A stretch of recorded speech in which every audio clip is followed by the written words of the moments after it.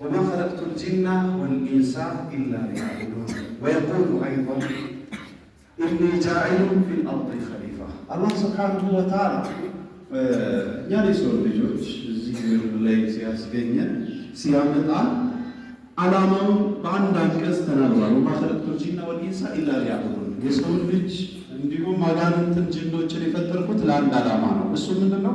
እኔን ሊያመልኩኝ አለ። አምልኮ ምንድነው?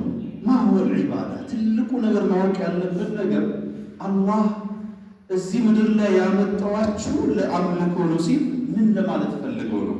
መስገድ ብቻ ነው አምልኮ? መጾም ብቻ ነው አምልኮ?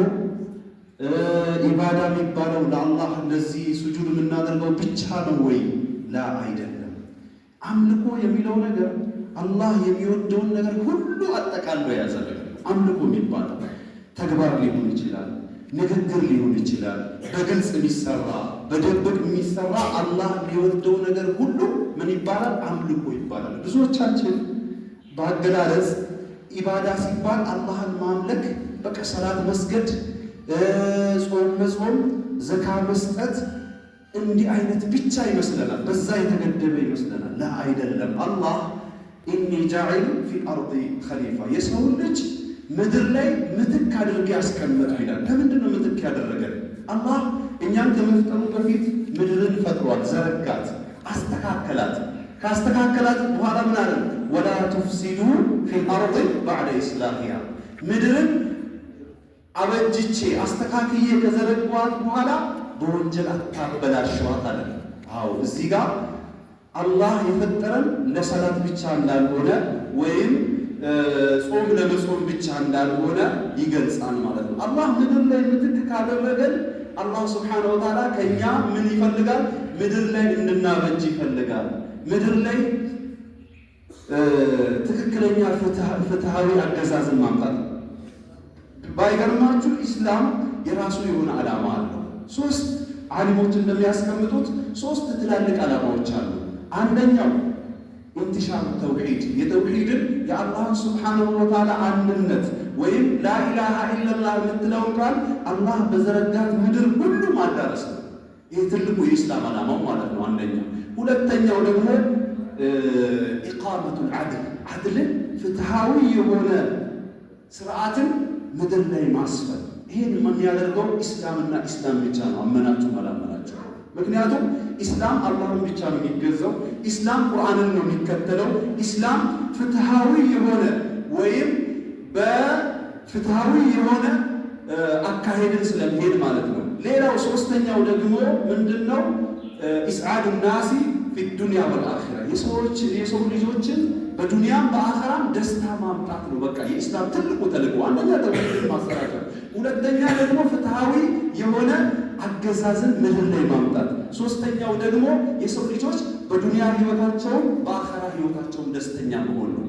ይሄ ነው ትልቁ ኢባዳ። ብዙ ጊዜ ኢባዳ ሲባል ሰው ሰላት ብቻ ላይ አይደለም፣ መነገድ ኢባዳ ነው። መነገድ ነቢዩ ዓለይሂ ሰላቱ ወሰላም እንድንነግድ መልካም ስራ እንድንሰራ ሐላል የሆነ ነገር እንድንሰራ አዘዋል። ዑመር፣ አቡበከር፣ እነ ዑስማን፣ እነ አብዱራህማን ኢብኑ ዐውፍ ነጋዴዎች ነበሩ። ግን ዓላማቸው ምን ነበረ? ምድር ላይ ሰላምን ማስፈን እንዲሁም ፍትሃዊ የሆነ አገዛዝን ማሰራጨት ነበረ። ኢባዳ ይሆናል ማለት ነው። ዛሬ ላይ ትምህርት ትማራለህ። ትምህርት የምትማረው ለኢስላም ሊሆን ይገባል።